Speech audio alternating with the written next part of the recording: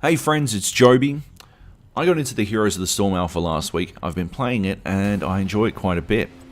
But with new players joining all the time, I found myself turning into one of those dickhead MOBA players that make me hate playing MOBAs in the first place. You know the kind, they swear at their teammates for feeding, or they type in all caps about buying the wrong items or whatever bullshit is pissing them off.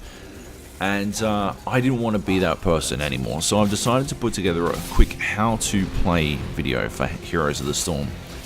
It's very basic. It's not going to, revolutionize your game. If you already know how to play Heroes of the Storm at a basic level, you probably don't need it. But if you're just getting in, or you're just hanging out to get into the beta, then give us a watch, and when you get in, you'll be ready to have a lot more fun, and your teammates hopefully won't swear at you quite as much.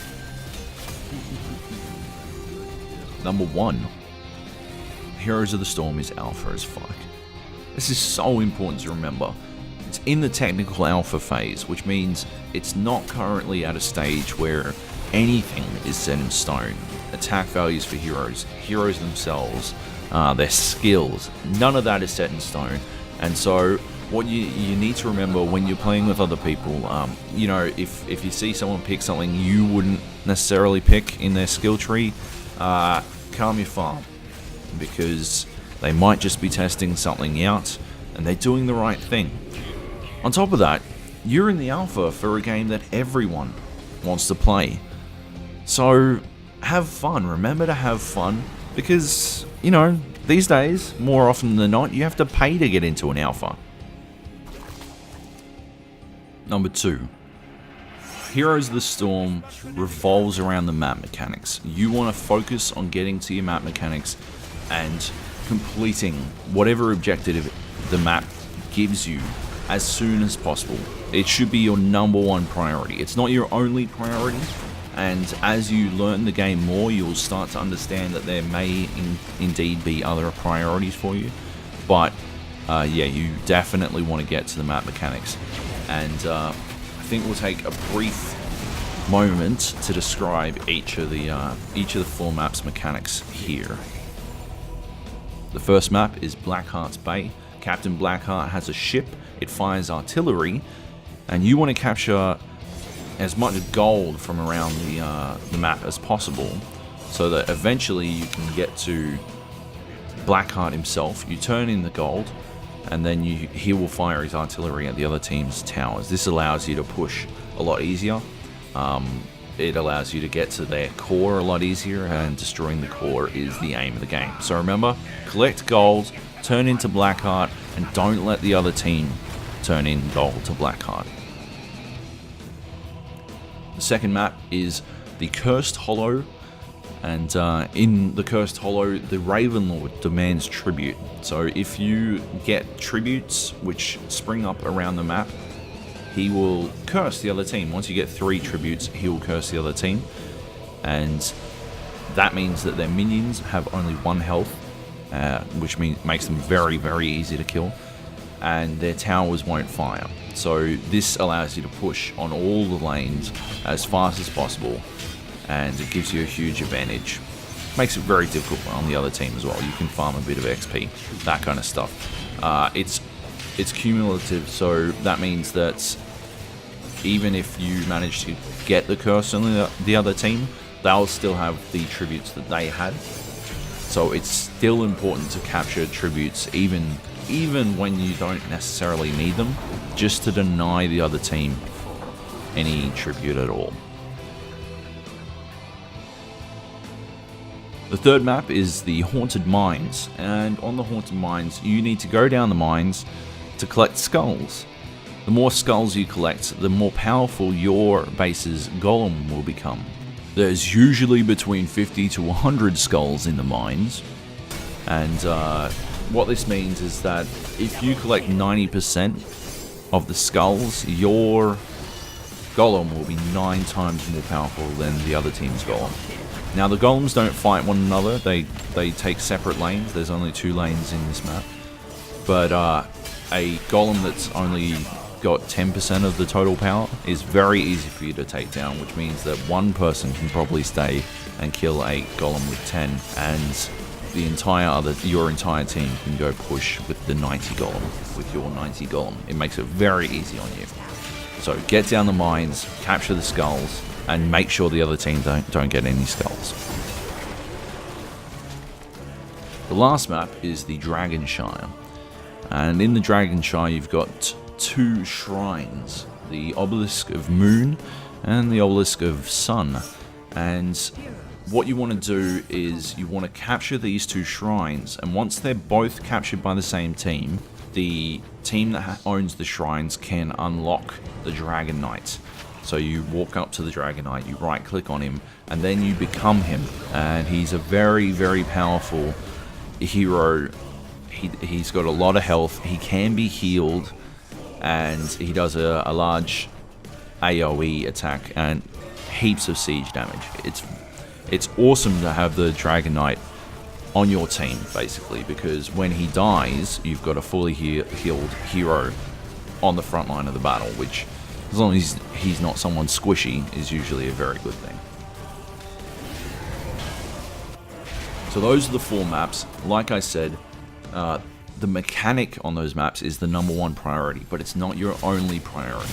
So as you learn the game, you'll definitely become aware of different things you should be focusing on, which actually we'll lead into with number 3, and that is the camping factor. Mob rule. Every map has these mobs, and at the camps you can capture these mobs for your team. They'll once you kill them and then you acquire them, you have to capture the zone as if it's a flag in Battlefield. Once you capture it, those mobs then push a lane. They'll choose a lane to go down, and they become your mobs. They add to your minions, and they're usually fairly devastating. So it can be fairly important for you as a team to then take over acquiring those camps for your team. They like these rock throwing trolls can attack towers from outside of their range, which means that they can actually destroy the towers without any interference at all. This makes it exceptionally powerful for your team. It makes it very easy for you to push down a lane with the mobs from the camps on them. So remember, grab them camps. Number 4, stick and move. There's no reason to hang around. Every single hero, or at least all the heroes I've played, have some sort of escape ability. This is an ability that they've got that allows them to get out of danger pretty quickly. It might not be what you think. Sometimes it's an offensive ability that you can use defensively. For example, my man Tyrell has the ability to teleport to his sword. Now usually you use this to do extra damage. You throw the sword in, it does area damage, and then you teleport to it and you do extra damage. That's pretty helpful, but in clutch moments you can use it to get the hell away from people. Almost all of the characters have something like this. Abathur can tunnel if you give him enough time, like in this example here. It can be the difference between life and death. So, you know, if you work it out, if you can work out what your hero's specific escape ability is, make sure you hold on to it for a clutch moment. Number 5, everybody dies. It's not entirely true. There are some maps or some situations where some heroes won't die. I mean, if you completely crush the other team, there's always the chance that you won't have to die at all. But in most cases, every hero will die. Actually, Abathur won't die because he stays in his base. But almost everyone dies. God, I've really messed this one up. Anyway, look, the point is, don't feel bad for dying, right? Feeding the other team XP, they do get XP out of hero kills. It's not great, but it's not the end of the world. Getting caught and ganked by the other team, it's not the end of the world, and your team can recover from it in most cases. Unless your entire team is getting stomped, you don't have to worry too much about dying once or twice. It's not going to lose the game for you. And if you're losing by 3 levels, well, your game's pretty much over anyway, so I wouldn't sweat it. So when you die, just sit out your wait time and then get back in the fight. Even if you're the first blood in the match, it doesn't matter. Just sit out your wait time, get back in the fight, and continue to help your team. Don't stress. You're having fun, remember? Number 6. I know I said I had 5 tips, but this one's sort of just a bonus. You can try out any hero in the shop whenever you like. Just go to the shop, hit try. As long as you're not in a party, you can try out the hero. You get your own special 1-lane sort of map where you get to try out all their abilities. You can turn minions on and off. You can level yourself up instantly. You don't have to worry about other people bashing you in the face. And you get a good grasp on not only how you would play them, so you know if you want to buy them, but you can also get a good understanding of how they play themselves.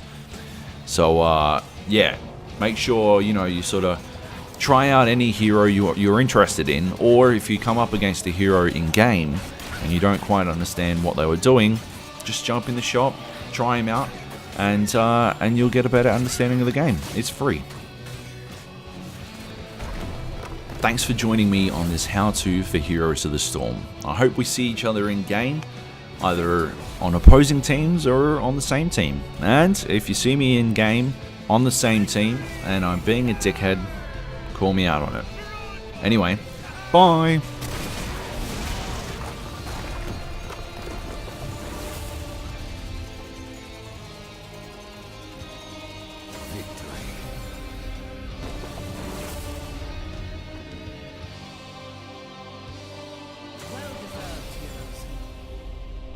Booyah!